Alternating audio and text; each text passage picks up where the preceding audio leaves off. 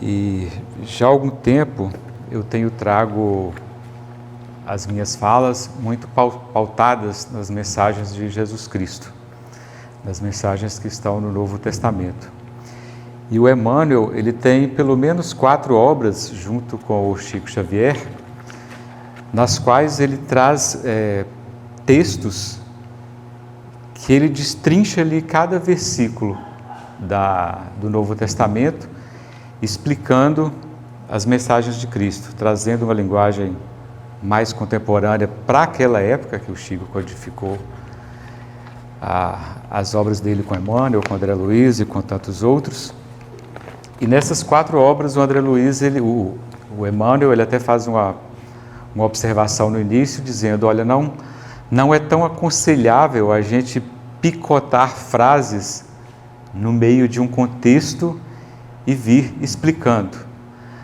Mas ele achou pertinente naquele momento fazer isso, e ele faz com tanta maestria, porque alguns versículos ele traz inclusive mais de um texto. A gente encontra às vezes 3, 4, 5 textos falando de um mesmo versículo. E um deles, relacionado a essa frase, quem quiser salvar a sua vida, perdê-la. E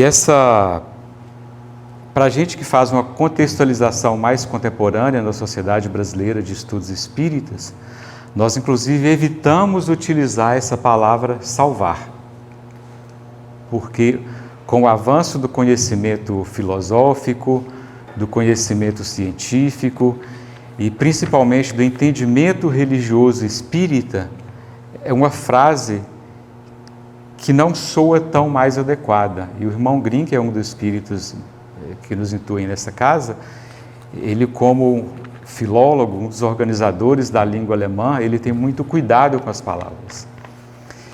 E ele prefere utilizar a palavra evolução. O Espiritismo não trabalha com a salvação, trabalha com esse processo contínuo da vida, e aí a gente está falando da vida eterna, considerando várias encarnações, que por meio desse processo contínuo de aprendizado, de experiências em várias moradas da casa do Pai, com vários espíritos diferentes, nós vamos nos evoluindo, vamos aprendendo e vamos crescendo.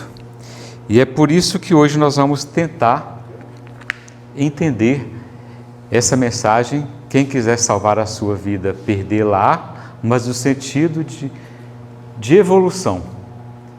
Que quem não quiser evoluir, quem não fizer esse esforço, porque nós estamos falando de trabalho, e a doutrina dos espíritos tem como uma das leis naturais que está lá na codificação do Livro dos Espíritos, é a lei de trabalho.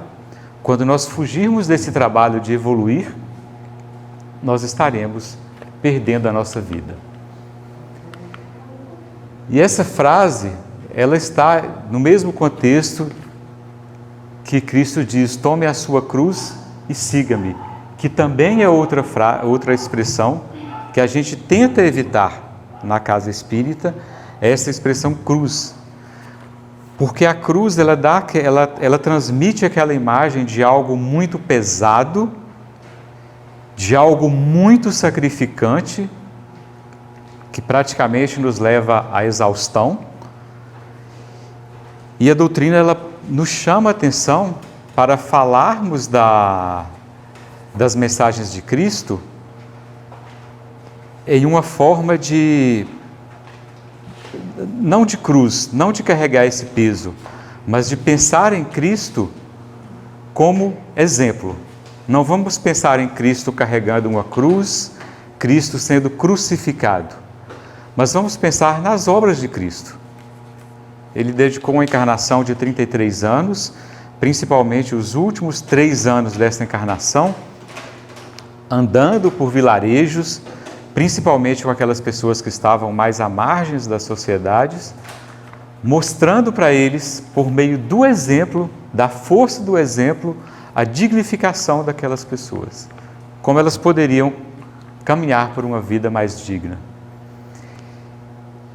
E essa mensagem que está, ela é uma mensagem forte que está nos livros de Marcos, de Lucas, de Mateus e de João, praticamente está nos 4 evangelistas, em alguns ali com um pouco mais de informações, outros um pouco menos, mas diz que Cristo, chamando para perto de si o povo e os discípulos, porque ele vivia cercado não só dos discípulos, mas quase sempre de muita gente, Cristo disse àquele povo e aos seus discípulos: se alguém quiser vir nas minhas pegadas, renuncie a si mesmo, tome a sua cruz e siga-me. Porquanto aquele que quiser salvar a si mesmo, perder-se-á, e aquele que se perder por amor a mim e do Evangelho se salvará. Com efeito, de que serviria um homem ganhar o mundo todo e perder a si mesmo? E aí já vem uma pergunta: por que o Cristo diz renuncie a si mesmo? Será que faz sentido nós renunciarmos a nós mesmos? Trabalhamos aqui em outras oportunidades nessa casa, uma fala do Viktor Frankl, e ele, como psicólogo, ali fazendo naquele ambiente hostil diversas observações, procurando um sentido para aquilo tudo. E ele, naquela busca de sentido, ele dizia que nada faz mais sentido do que nos movermos em direção ao outro. Quanto mais nós nos isolamos, mais dificultamos o nosso caminho para o que podemos pensar como felicidade, que é uma mentalidade, uma ideia compartilhada por Leocádio José Correia, que é um dos espíritos mentores dessa casa, que aliás dá nome a essa casa, que ele diz que enquanto não fizermos esse movimento em direção ao próximo, será impossível de sermos felizes. É olhando para o lado, saindo um pouco de nós, que seremos felizes.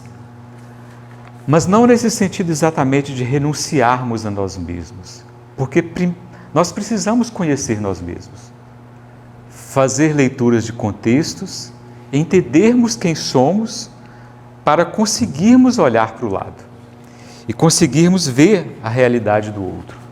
E essa passagem que está nos 4 evangelhos, ela está em um mesmo contexto que Cristo, ele vai dizer que eu vim causar a divisão entre o homem e seu pai, entre a filha e sua mãe, entre a nora e a sogra.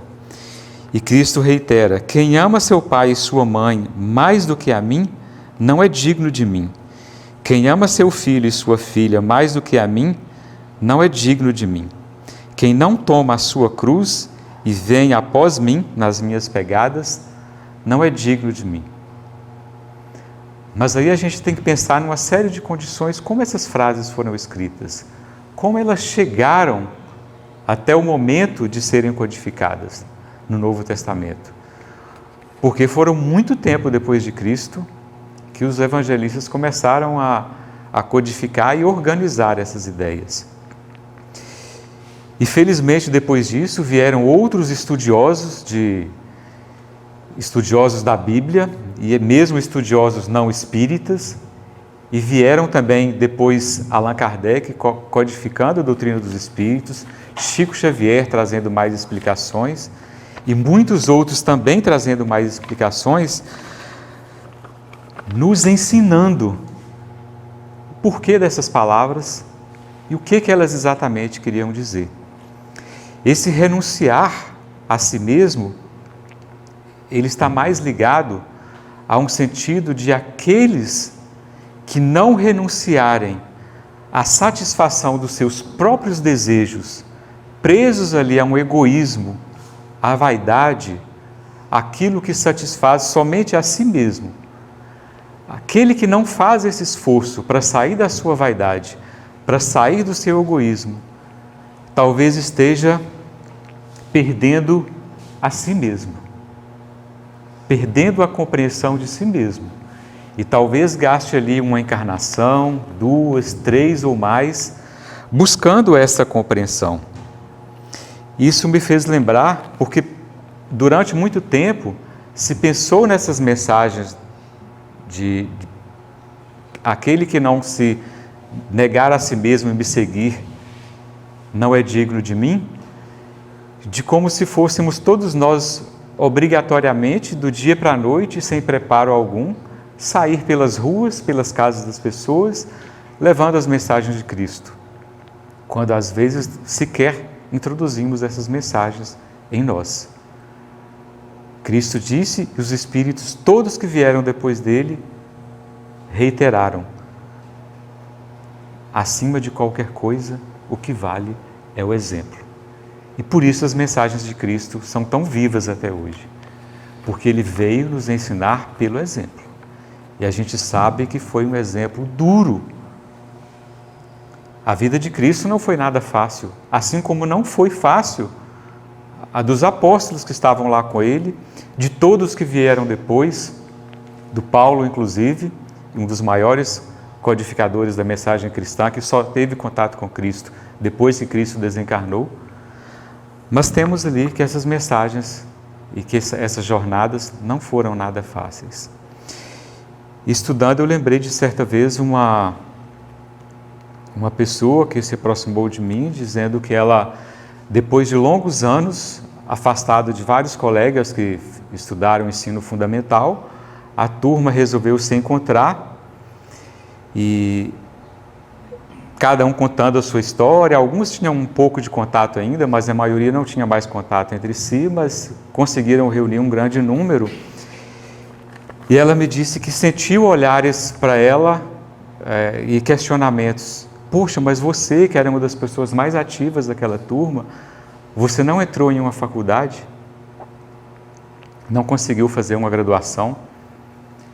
E ela, contando a história dela, que o pai, com alguns problemas de saúde relacionados ao álcool, acabou se afastando da mãe dela e esse pai envolveu com outra mulher, teve um filho e esse filho nasceu cego. E ela foi visitar o pai quando o filho nasceu. E chegou lá o pai, no meio de um vício, a esposa também e aquele filho cego. Nem o pai nem a mãe tinha condição de cuidar daquele filho. E ela voltou para a cidade que ela vivia, sem conseguir dormir, como meu irmão, por parte de pai, vai sobreviver. E ela resolveu ir lá e pegar esse filho, e ela passou a dedicar a vida dela, criando esse irmão como filho. E como ela não tinha condição de deixar em uma creche ou outro ambiente mais propício, a juventude dela, por longo tempo, tendo que cuidar. E qual de nós diria que essa pessoa, que talvez não tenha falado de Cristo nenhuma vez com esse filho, que ela não estava seguindo Jesus Cristo? Qual de nós teria condição de dizer? Ela mostrando ali para aquele irmão que se tornou um filho, levando uma vida digna, ensinando ele valores, e que hoje ele é um filho tão amado, tão respeitado e que lhe dá tanta atenção. Mas o Emmanuel, numa dessas obras, ele vai falar da nossa cruz, ou das nossas cruzes, embora não gostamos de repetir essa expressão na casa espírita, que como elas são importantes para a nossa evolução. Jesus assevera que para nós encontrá-lo, é preciso renunciar a nós mesmos e tomar nossa cruz. É necessário, porém, que essa renúncia demonstre rendimento de valores espirituais em nosso favor e em benefício daqueles que nos cercam, ensinando-nos o desapego ao bem próprio pelo bem de todos. Nossas cruzes, a nossa evolução, incluem todas as realidades que o mundo nos oferece, dentro das quais somos convocados a esquecer-nos na construção de uma felicidade maior. E é talvez essa a principal mensagem que Jesus Cristo quer nos trazer nesse quem não renunciar a si mesmo, é nos dizer: olha, existe um bem maior que você mesmo. Quando você talvez aí dedicou 10, 20 anos da sua vida cuidando de uma pessoa que não tinha condição de cuidar dela por si só, você está me seguindo. Você está trabalhando, talvez esquecendo de você, na construção de um bem maior. E algum dia você vai perceber o tamanho dessa felicidade. E o Emmanuel prossegue dizendo para o Chico e para todos nós que a dor é um processo, seja para realizar ou para ressarcir, a vida pede um preço. Ninguém conquista algo sem se esforçar de algum modo. Enquanto a criatura não adquire consciência da sua responsabilidade, ela vai se movimentar no mundo como um semi-racional, amontoando problemas sobre a própria cabeça. Entretanto, quando acorda para a necessidade da paz consigo mesmo, descobre de imediato a cruz que lhe cabe ao próprio burilamento. É aquela famosa mensagem que talvez alguns de vocês já conhecem, uma palavra muito popular, uma frase muito popular, que não há almoço grátis. Tudo tem um preço. E aqui a gente está falando de um preço, é de valor. Todas as nossas construções, quando nós vamos pensar nesses valores mais profundos que há em nós, ainda que seja só um pouquinho desse valor, ainda que tenhamos desenvolvidos um pouquinho de paciência, um pouquinho de humildade, essa paciência e essa humildade foi com muito sacrifício. Não foi a pouco custo. E Emmanuel diz que quando nós vamos nessa pavimentação, que ela é feita com muita esperança e trabalho, que a gente precisa estar aberto às surpresas e ensinamentos da verdade, sem qualquer ilusão. Que essa verdade que nos mostra, às vezes nós imaginamos, quando nós fazemos nossos planos, um mundo colorido, cheio de vida, com todos os nossos sonhos, imaginamos, e isso é bom que façamos isso, nós vivemos de esperança. Mas quando as verdades nos vêm à tona, essa verdade às vezes é dura. Nós vamos deparar com ela e precisamos estar fortes para encarar esses desafios. E é por meio desse burilamento que nós vamos construindo os nossos valores, construindo a nossa paz e nos fortalecendo nesse caminho que Cristo veio nos ensinar. Ele próprio, o caminho dele não foi nada fácil. Foi de perseguições e ele estava lá, levando a palavra a quem quisesse ouvir, até o último momento, até o desencarne. E Emmanuel disse que essas situações que Cristo veio nos mostrar de renunciar a nós mesmos, às vezes elas estão dentro da nossa própria casa, como nesse exemplo dessa irmã que educou e criou um irmão cego. O Emmanuel diz que essas provações às vezes estão nas nossas famílias, nas dores das grandes separações, no desencanto que nós temos às vezes com a própria vida, nas provações em famílias, naqueles sacrifícios que a gente faz em silêncio, porque às vezes nós sequer temos condição de dizer que estamos fazendo um sacrifício. E talvez muitas mães, nós somos filhos de uma geração que passou por dificuldades materiais principalmente, muito maiores do que a nossa.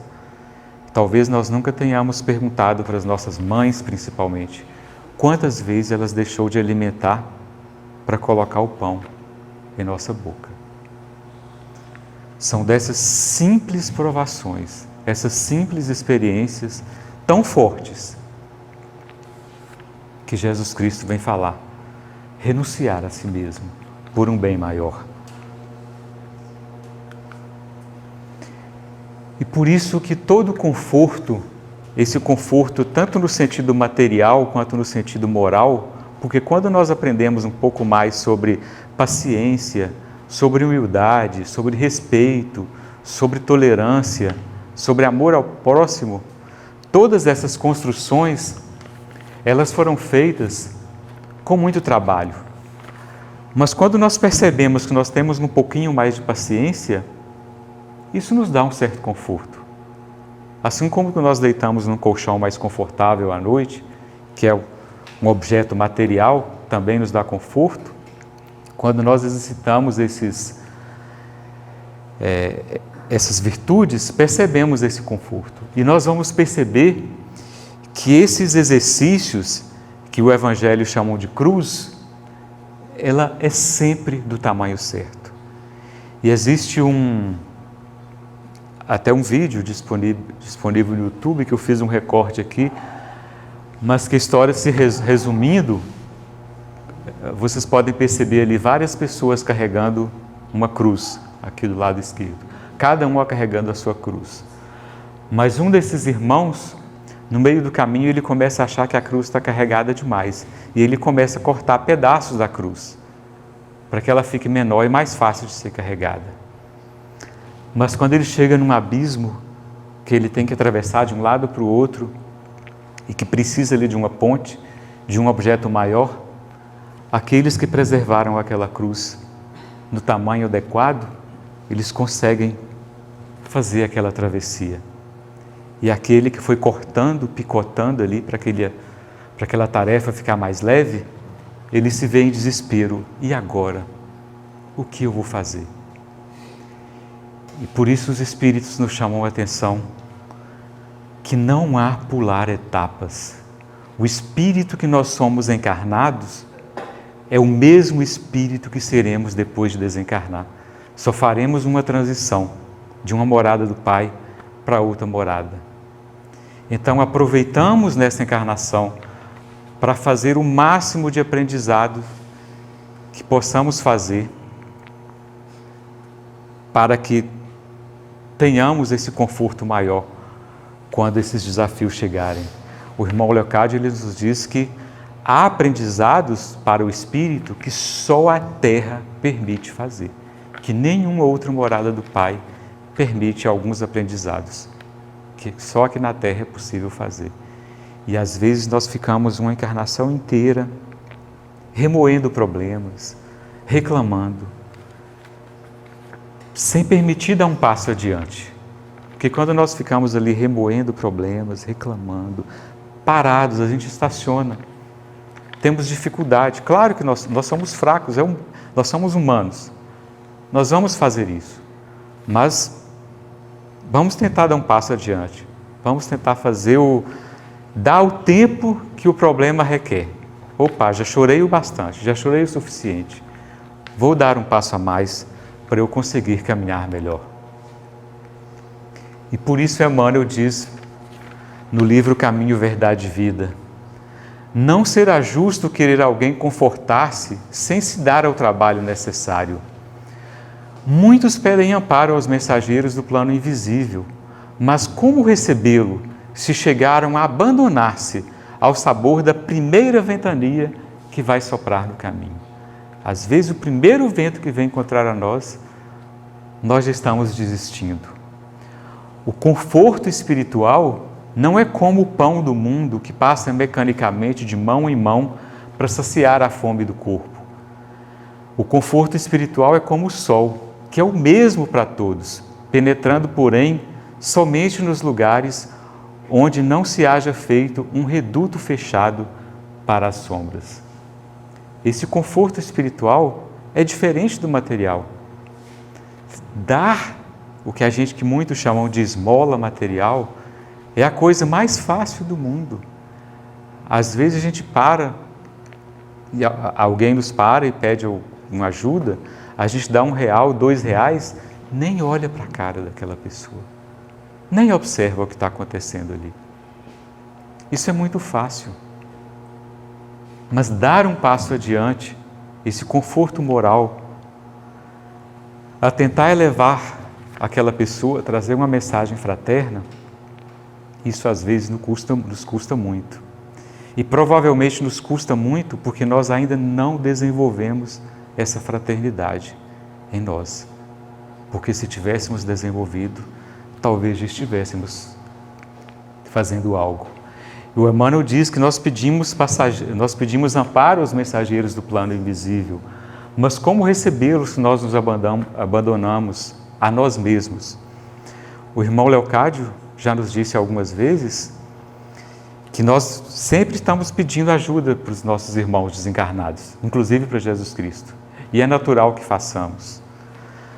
Mas que nós, e principalmente esses que procuram a casa espírita, tentando uma mensagem de um amigo, de um irmão, de um pai que já desencarnou, o irmão Leocádio nos diz que nós temos imensa dificuldade para dialogarmos entre nós encarnados.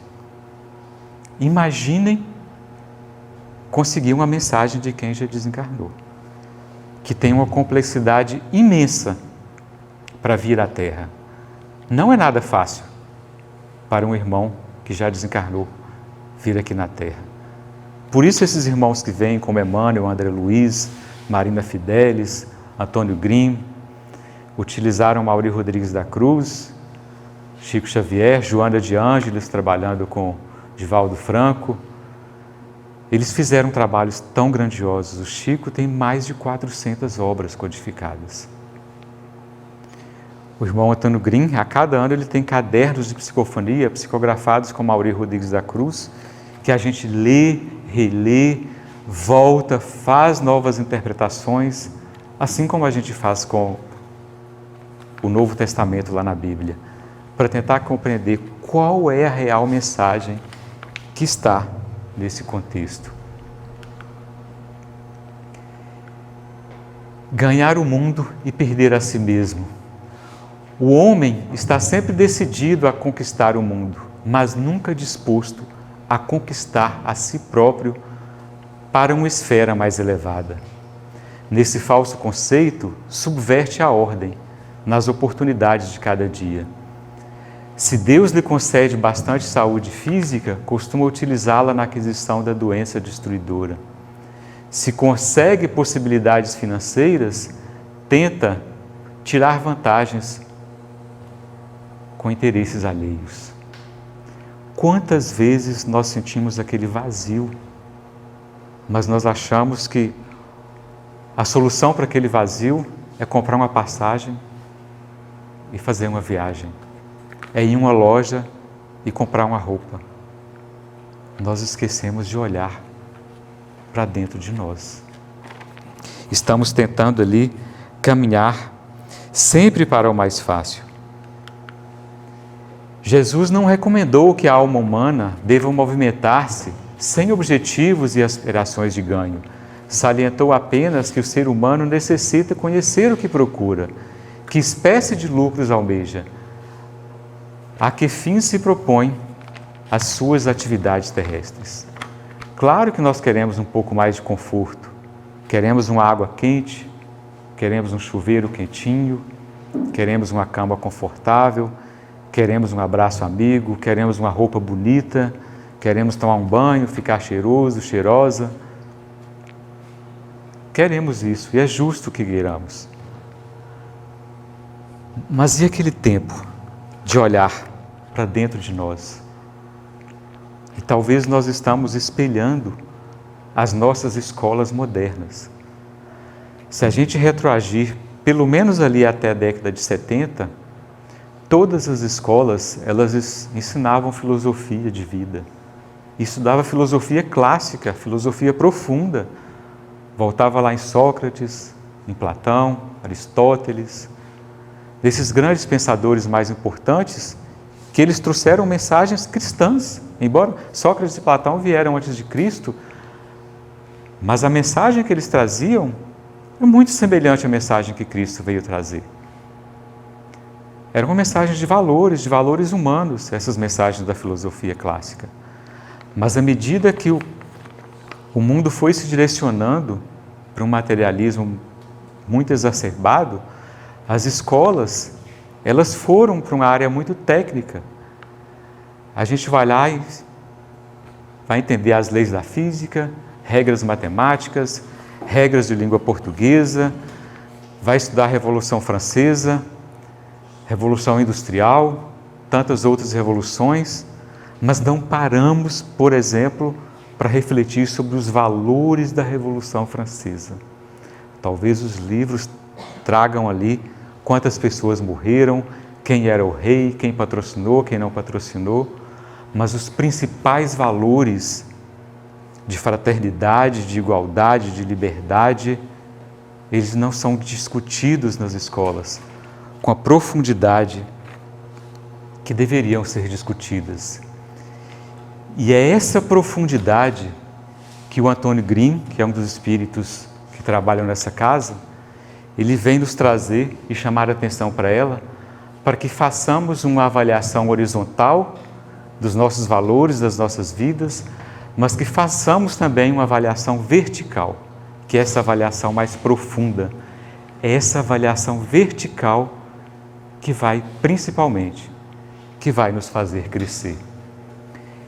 Pensando como exemplo, talvez mais palpável do que seria isso, vamos pensar que todos nós somos assalariados e todo mês, janeiro, fevereiro, março até dezembro, temos salário depositado na nossa conta. Mas a gente está fazendo aí uma avaliação horizontal, através do tempo. Todo mês, quanto foi depositado de salário. Mas em determinado mês, meu salário veio o dobro, ou veio 20% do que deveria ser. O que aconteceu aqui? Eu preciso entender. Tem algo mais profundo que me chamou a atenção. Esse mais profundo é essa avaliação vertical, que nós vamos precisar de parar ali e entender. E o Antônio Grimm ele vai dizer que o médium, e isso vale para qualquer um de nós, o médium há de alcançar sempre a sua consciência em expansão horizontal, também denominada histórica. Essa horizontal a gente vai voltando à nossa vida. Hoje, ontem, antes de ontem, semana passada, mês passado, ano todo. A gente vai refletindo sobre tudo que a gente construiu ao longo da vida, fazendo essa avaliação horizontal, que é chamada de histórica, mas que também precisamos fazer a vertical, que se denomina espiritual. É nessa vertical que a gente vai voltando em nossa vida, olhando todos os pontos e pensa, poxa, em ano tal, na situação tal, eu fui muito injusto com meu irmão. Como eu poderia ter agido naquela situação? O que eu posso mudar? E o Antônio Grimm diz que ambas são importantes para que nós possamos nos situar no mundo dos fatos com a devida responsabilidade missionária. Mas a verticalidade do conhecimento é ele que integra o conhecer e o saber, lapidando os contraditórios. É quando a gente vai nessa análise vertical e que percebe que eu fui injusto, que eu fui desonesto, e aí que eu vou parar para pensar e eu vou começar a lapidar aqueles pontos que foram contraditórios entre eu e o meu irmão, e eu vou trazer uma mensagem mais justa para a vida. E o Antônio Grimm diz que a mensagem espírita, no sentido crítico do ser, não pode ser decodificada, avaliada a título de conteúdo, simplesmente no nível horizontal. É fundamental que se faça a chamada avaliação vertical. Assim serão descobertos os conteúdos do currículo oculto da mensagem e será percebida nitidamente a energia sutil que se alcança quando feito o entendimento. E para trazer um exemplo muito interessante nessa avaliação horizontal e vertical, talvez alguns de vocês já conheçam, existe uma série na Netflix chamada Os Escolhidos, Chosen, em língua inglesa, e essa série ela conta bastante a história de Jesus Cristo e dos apóstolos. E essa série a gente sabe que ali é um romance, é uma história que foi feita para o cinema, para a gente ver em vídeos, mas eu acompanhei todas as temporadas, pelo que eu estudo a doutrina cristã, a doutrina dos espíritos, dentro do que eu consegui aprofundar, eu posso dizer que muito da essência da moral cristã, que está na doutrina dos Espíritos, essa série consegue trazer de uma forma muito bonita, mesmo. A essência da moral cristã, ela está ali. Claro que tem romance, tem umas floreações, mas a gente vai ver em termos dos valores cristãos, eles estão ali. E nessa última temporada, na temporada 4, tem um diálogo muito bonito de Cristo, de Jesus Cristo, ele agindo ali como intermediário, como um médium entre Simão, que depois virou Pedro, e Tiago, que eram 2 seguidores de Jesus Cristo. Foram 2 apóstolos muito importantes de Cristo. E em determinado momento, o Simão, ele foi elevado à rocha. Jesus Cristo elevou Simão à rocha, comparando a uma pedra, a força de uma pedra. Isso gerou um certo desconforto entre os demais seguidores de Cristo. Poxa, por que Simão? Simão era tão temperamental, às vezes era grosso no jeito de... Utilizando a expressão grosseira, né? Ele era grosso no jeito de falar, e aquilo desagradava a muitas pessoas. E desagradou principalmente a Mateus. Mateus, antes de ele se tornar apóstolo de Cristo, ele era um coletor de impostos, que era uma profissão que não era muito bem vista naquela época. E por causa disso, desde que Mateus e Simão, e toda aquela turma começou a seguir Jesus Cristo, Mateus e Simão, eles não se davam tão bem. E Cristo, na sua imensa sabedoria, ele inclusive colocava os 2 juntos em determinadas tarefas. Quando ele colocou os discípulos ali para viajarem sozinhos pelas aldeias, aliás, em duplas, a dupla que ele fez foi Mateus e Simão. E eles foram ali sem um olhar, eles iam nas mensagens de Cristo, mas não se conversavam muito, não se davam tão bem. E quando Cristo elevou Simão ao nível de rocha, Mateus ficou extremamente desagradado. E Mateus foi procurar Jesus Cristo. Por quê? Por que Simão? Simão, ele tem sido tão grosseiro comigo, ele tem sido tão rude. E Cristo vira para Mateus e diz: eu sei, Mateus, eu sei que o Simão, ele é excessivo com você. Mas o que eu estou fazendo, o que eu estou tentando fazer, é fazer com que as pessoas sejam o que elas ainda não são. Eu sei que o Simão não é uma rocha, mas o que eu estou tentando fazer é o que as pessoas ainda não são. E talvez seja essa a grande missão nossa. Talvez alguns como educadores, como pais, é mostrar para essas crianças, para esses adolescentes, o que eles ainda não são, mas o que eles podem ser. E aí quando Mateus procurou Jesus, Jesus falou para ele: mas você já pediu perdão para Simão? Aí Mateus disse: eu não perdoei porque Simão já me falou que ele não é capaz de me perdoar, que ele nunca vai me perdoar. Aí Cristo repete a pergunta: mas você já pediu perdão? E aí Mateus repete: mas não faz sentido eu pedir perdão se ele não vai me perdoar. E aí Cristo disse assim para o Mateus: você não pede desculpas para ser perdoado, você pede para mostrar ao outro que você se arrependeu. Quando a gente vai pedir desculpa para alguém, não é para ser exatamente desculpado. A gente vai pedir desculpa para demonstrar que a gente se sente muito pelo que a gente fez. Olha, eu errei, eu sinto muito pelo que eu fiz. Eu gostaria de fazer de forma diferente. E Cristo continua dizendo para Mateus: o perdão é um presente que cabe ao outro, dar ou não. Deixa, se ele quiser te perdoar, ele perdoa. Você já sabe o que fazer. E aí Cristo começou, quando Cristo foi pontuar para o Mateus essa questão de pedir perdão, Cristo foi fazendo uma análise horizontal com Mateus. Vamos voltar no tempo. Vamos pensar como tudo aconteceu. Antes de você me seguir, o que você fazia? O que você fazia prejudicou Simão de alguma forma? Como que isso aconteceu? E o Mateus foi percebendo.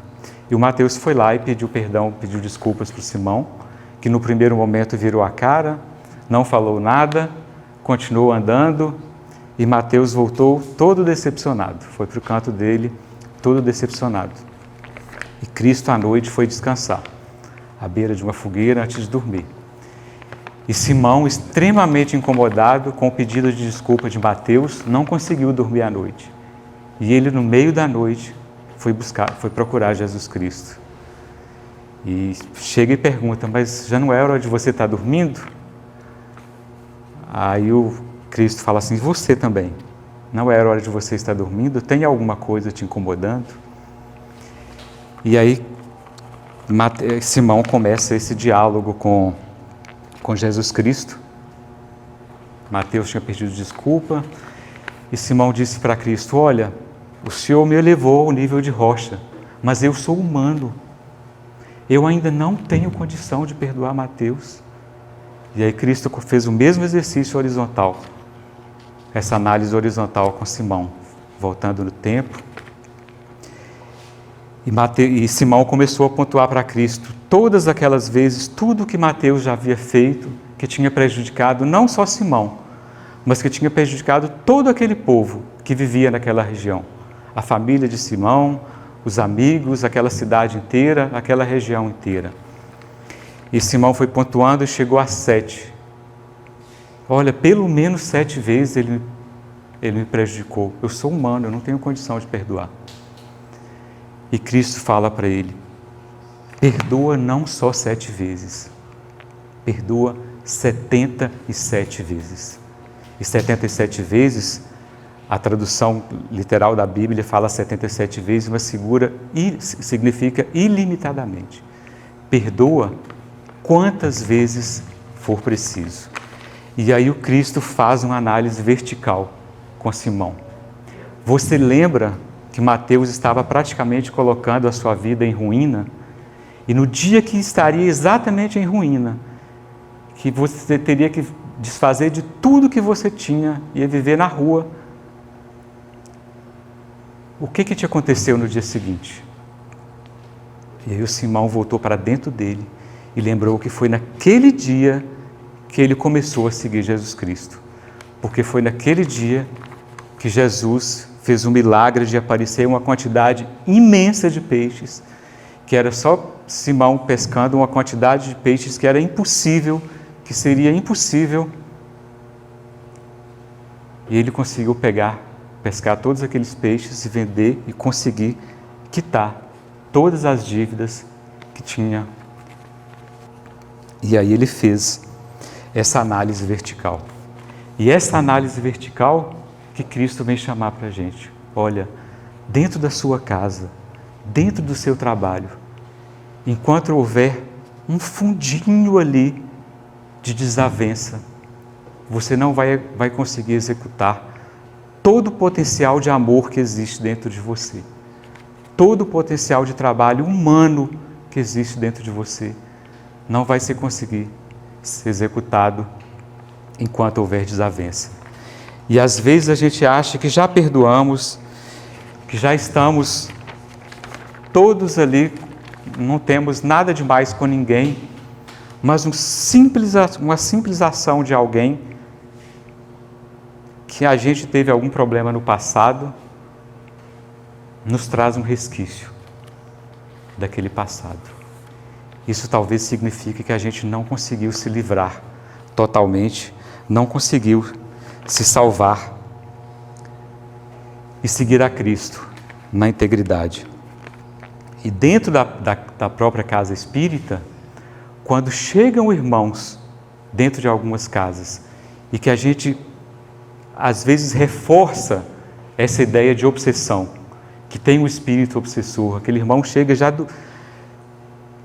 precisando de ajuda, precisando de uma palavra amiga, e a gente começa a falar de que, olha, esse problema seu é um espírito obsessor. A gente está ali tirando a capacidade daquele irmão de fazer essa análise horizontal, de fazer essa análise vertical. E ferindo um dos princípios básicos da doutrina dos Espíritos, que é o livre-arbítrio. Deus, justo e bom, Pai de todos os filhos, jamais deixaria um irmão, seja encarnado, seja desencarnado, interferir nas nossas atitudes sem que nós permitíssemos, sem que nós dessemos aberturas. Assim como o sol, que para ele chegar até nós, nós precisamos abrir uma brecha para que essa luz nos chegue. Essas informações, seja para o bem ou para o mal, também somos nós que abrimos essas brechas. E por isso que o excesso, o Emmanuel diz que o excesso é uma parede mental, para a gente prestar atenção nas coisas que estamos amontoando. Enquanto a criatura permanece na Terra, é natural que se preocupe com o problema da própria manutenção. A vigilância não exclui previdência. Nós precisamos nos organizar, inclusive financeiramente. Ninguém sabe o dia de amanhã. Hoje estamos aqui, amanhã podemos estar doentes. Mas não podemos olvidar que o apego ao supérfluo será sempre introdução à loucura. Tudo aquilo que o ser humano ajunta abusivamente no campo exterior é motivo de aflição ou inutilidade. Todo o excesso é parede mental, isolando aqueles que o criam em cárceres de orgulho, de egoísmo, de vaidade e de mentira. Prestem atenção no material que vocês amontou. E ele prossegue nessa mensagem, o Emmanuel prossegue dizendo: olha para as roupas que vocês têm amontoadas, olha para o sapato, olha para o alimento que está ficando podre na sua casa. Quantas bocas poderiam estar sendo alimentadas ali? Olha para aquele abraço que você poderia dar e não está dando para o seu amigo. Vamos fazer um segundo olhar. E por isso saibamos viver a nossa dignidade. E vivendo a nossa dignidade, estaremos seguindo a Jesus. Referenciemos o nome dos que se esqueceram a benefício dos semelhantes. Contudo, não nos esqueçamos que existe um heroísmo obscuro, tão autêntico e tão belo, quanto aquele que assinala os protagonistas das grandes façanhas. O heroísmo oculto dos que sabem viver, dia por dia, no ciclo estreito das próprias obrigações, a despeito dos empecilhos das provações que os supliciam na estrada comum. Emmanuel está dizendo aí que nós precisamos, é importante referenciarmos Jesus Cristo, Paulo, Einstein, Leonardo da Vinci. Todos esses grandes nomes trabalharam pela ciência, pelas artes, pela filosofia, pela religião, por nos trazer a moral cristã. Referenciemos todos eles. Mas não nos esqueçamos desse herói oculto que é tão autêntico e tão belo quanto esses grandes protagonistas. Aquele que cuidou de um irmão cego por 10, 15 anos, esse papel dele é tão belo quanto esse grande protagonista. Se existem multidões na terra que aplaudem as demonstrações de coragem dos que sabem morrer pelas causas nobres, existem multidões no mundo espiritual que aplaudem os testemunhos da compreensão e o sacrifício dos que sabem viver no auxílio ao próximo. E a gente pensando nesses excessos, segundo o último censo, o Brasil, só para a gente ter uma ideia de talvez de alguns excessos, para a gente voltar pensando, porque temos análise horizontal, mas não fazemos essa análise vertical, essa análise mais profunda. No Brasil, há 53 cidades que têm mais residências vazias do que ocupadas. Em 53 cidades no Brasil, tem mais residências vazias do que ocupadas. Uma grande parte delas são residências no litoral, casas de veraneio, de famílias que vão lá passar um feriado, férias, mas que a gente precisa de pensar nisso. 18 milhões de residências não ocupadas no Brasil. 18 milhões de residências não ocupadas. 87% a mais do que na comparação com o censo de 10 anos atrás, o censo de 2010. Não é pouca coisa. Isso inclui as residências ocupadas ocasionalmente e aquelas que são permanentemente desocupadas. Em Minas, segundo o IBGE, cerca de 1.200.000 imóveis estão desocupados, enquanto aí há um déficit habitacional de 556.000 imóveis. E a gente pensando, quantas casas vazias, quantas pessoas morando na rua. Por quê? E como resolver isso? A gente está fazendo essa análise horizontal, voltando no tempo, censo após censo, fazendo essas estatísticas, fazendo diagnóstico. Mas e a análise vertical, que é uma análise moral? É análise moral. Por quê? Por que isso está acontecendo? E para finalizar, eu gostaria de ler tentei resumir um texto do Herculano Pires, que é um capítulo de um livro dele, chamado também O Sentido da Vida, o mesmo título do Viktor Frankl, mas tem uma parte que eu achei muito apropriada com essa fala de hoje. O Herculano diz que há uma velha imagem da vida que muito nos ajudará a compreender a atitude que devemos ter. Diremos que a vida é um rio, imenso rio, cujas nascentes se perdem no desconhecido do tempo e do espaço, cujas águas rodam através do infinito, passando por muitas formas, por milhões de paisagens, até desembocar no longo infinito, no longínquo infinito da perfeição. As águas do rio não param de correr. Elas nos empurram, arrancam-nos a roupa e, por fim, sangrando-nos a própria pele. A única atitude sensata que poderíamos assumir dentro do rio seria nos deixarmos levar pelas águas. Mas temos medo de nos dissolvermos na água e deixarmos de ser nós mesmos.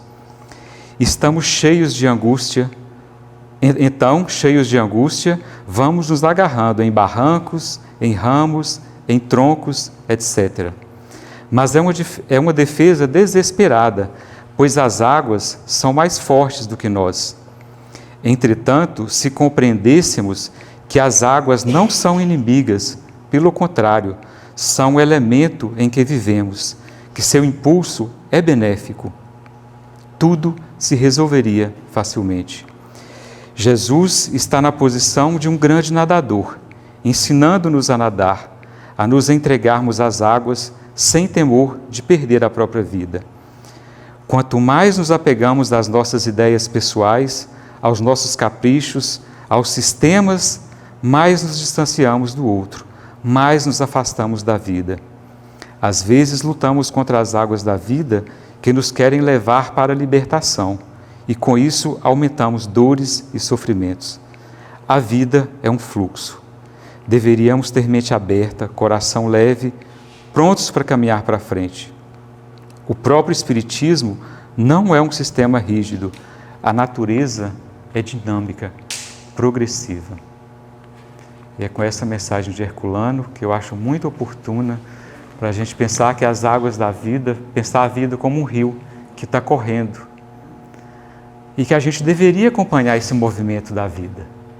Mas às vezes nós ficamos presos ali, num sofá que a gente quer comprar daqui a 3 meses, num carro que alguém bateu e amassou a traseira. Estamos perdendo esse fluxo da vida, de todas essas coisas boas que estão nos acontecendo. E aí, como dizem popularmente, né, só Jesus na causa, porque até Simão, que depois virou Pedro, e Mateus precisaram de Jesus, da intervenção de Jesus, para ajudarem eles a fazerem essa avaliação horizontal e vertical, para conseguirem entender a vida, essa força da vida. Muito obrigado a todos. A gente vai para o trabalho de passe agora. Pedimos sempre que fiquemos todos em silêncio, porque é durante o trabalho de passe que os espíritos que nos intuem, que trabalham na casa, que eles fazem os atendimentos de todos que estiveram aqui nesse dia.